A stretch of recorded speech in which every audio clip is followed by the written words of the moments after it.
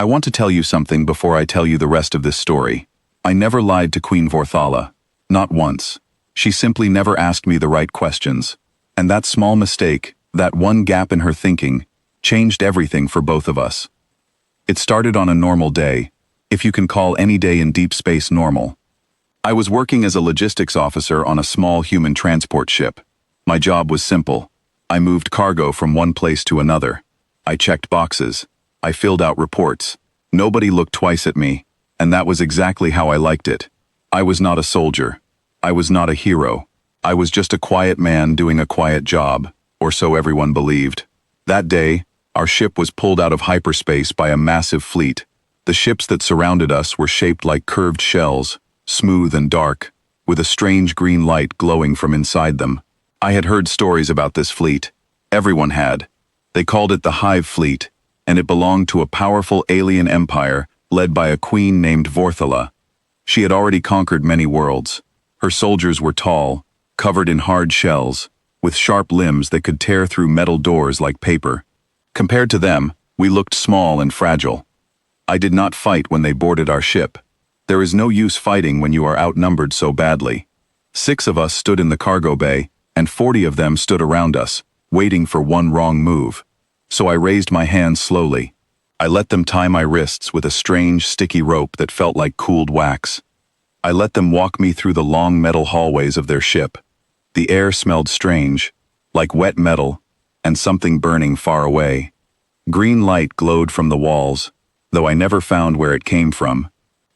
They brought me into a large open room. In the center was a huge curved shell, almost like a throne, and sitting inside it was the queen herself. She was much bigger than her soldiers, with a shiny, colorful shell that shimmered under the light. A small device hung near her mouth, like a piece of jewelry, and it was through this device that she spoke to me in my own language. "You are the pilot," she said. It did not sound like a question. It sounded like she already knew everything about me, or at least she believed she did. "Logistics officer," I said calmly. "I move cargo. I am not important." She made a strange sound, a series of clicks that echoed through the room and shook the floor slightly. I understood later that this was her way of laughing. "Yes," she said. "This is what we have learned about your kind. Soft, weak, no claws, no armor, no strength at all, and yet you send your unimportant ones to guard your ships and call it a plan." She leaned closer to me, so close I could see my own reflection in her large dark eyes. "I want you to understand something, human. I have conquered 14 worlds. I have defeated warriors who could break a grown man in half with one arm. And you," she clicked again, "you are the perfect example of why my scientists tell me your species is nothing to fear." "I get that a lot," I said. Looking back now, I think that was either the worst thing I could have said, or the best. Because it made her curious. And curiosity, for a queen like her, quickly turned into cruelty. She ordered her soldiers to take me to the observation deck. There, behind a shimmering wall of light, stood about 30 people from my ship.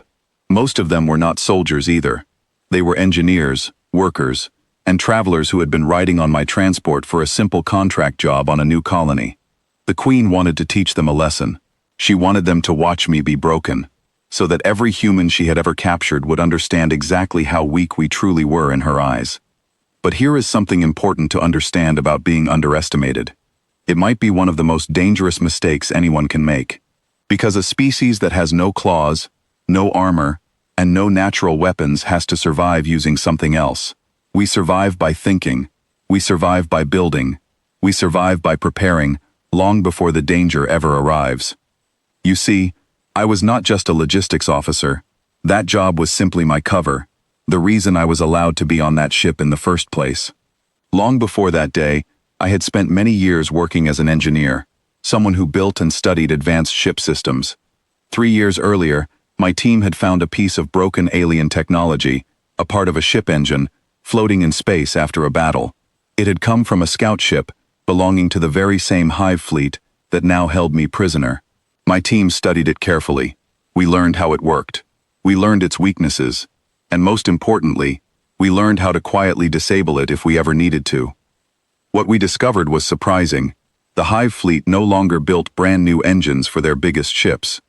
Instead, they reused old technology, taken from many different species they had conquered over the years.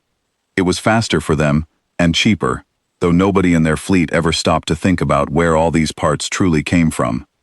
Some of those parts, quietly and carefully, had come from us.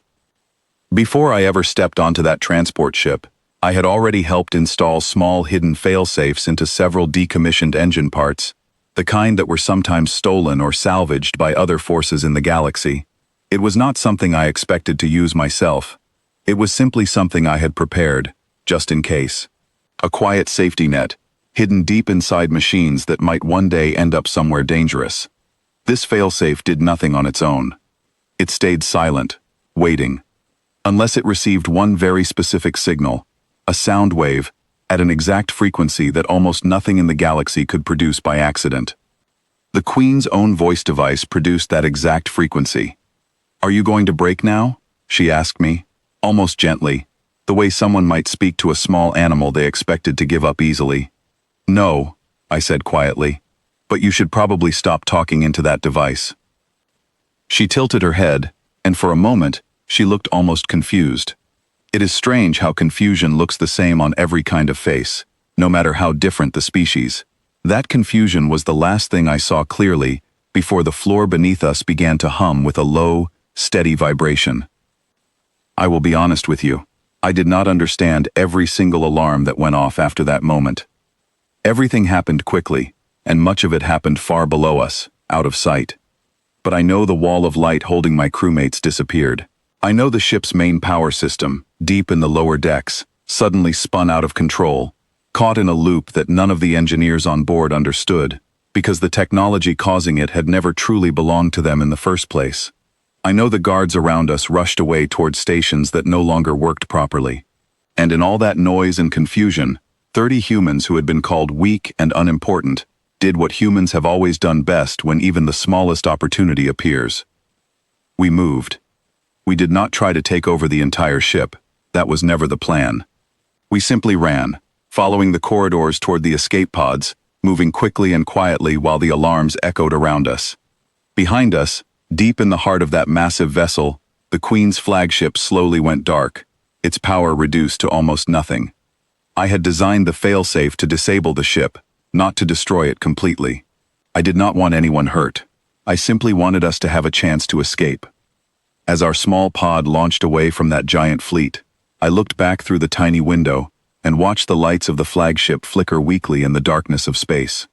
I imagined the Queen still sitting there in her great curved throne, surrounded by silence and broken machines, thinking back on everything I had said to her. She had wanted to know what made me different. She had expected some hidden strength, some secret weapon buried inside my body, but that was never the answer. My strength was never about muscles or claws or sharp teeth. It was something much quieter than that. It was patience. It was the simple act of preparing for danger, long before it ever arrived. It was choosing to build something useful during peaceful days, so that it would be ready on the day everything went wrong. It was refusing to give up, even when surrounded by something far bigger and stronger than myself. The Queen looked at an ordinary man wearing a simple uniform, and she decided that was the whole story. She believed there was nothing more to learn from me. That single mistake, small as it seemed at the time, was enough to change everything. Weeks later, back on a human station, I sat quietly in a debriefing room, while officers asked me question after question about what had happened. They wanted every detail. They wanted to know how I knew about the hidden technology, how long I had planned for something like this, and whether I believed the Hive fleet would return with more anger than before. I answered as honestly as I could, though I still did not have all the answers myself. What I did know was this: the galaxy was full of powerful species, creatures with claws and armor, and weapons far stronger than anything we could build with our bare hands. But strength like that was not the only kind of power that mattered. There was another kind of power, quieter and slower to notice, built from curiosity, careful thinking, and the simple refusal to accept defeat before it truly arrived. I do not know if Queen Vorthala ever fully understood what happened that day.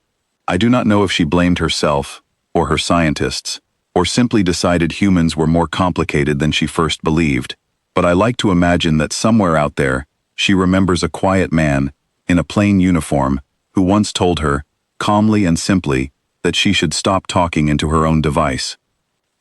And I like to imagine that she never made that same mistake again. As for me, I went back to my old work eventually, moving cargo, filling out reports, staying quiet and unnoticed most days. But every now and then, someone would ask me what it felt like to face an alien queen and walk away free. I always gave them the same answer. It did not feel like winning a fight. It felt like proving a simple truth that people often forget. Being underestimated is not always a weakness. Sometimes, if you are patient enough and prepared enough, it can become your greatest advantage. That is the whole story, simply told.